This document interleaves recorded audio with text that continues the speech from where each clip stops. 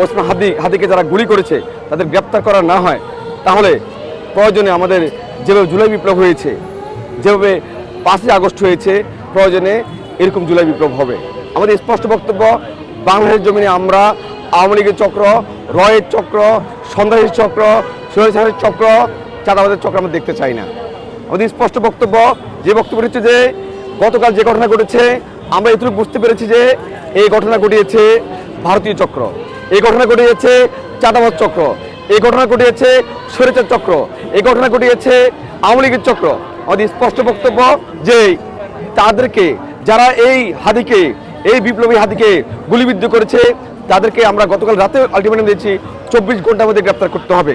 আর যদি গ্রেপ্তার করতে না পারে, তাহলে হয়তো আমরা আগামীতে যে দেশে যে আইন শৃঙ্খলা রয়েছে, অবনতি হয়েছে, আমরা স্বরাষ্ট্র উপদেষ্টার পদত্যাগের দাবিতে আমরা আন্দোলন গড়ে তুলব ইনশাআল্লাহ।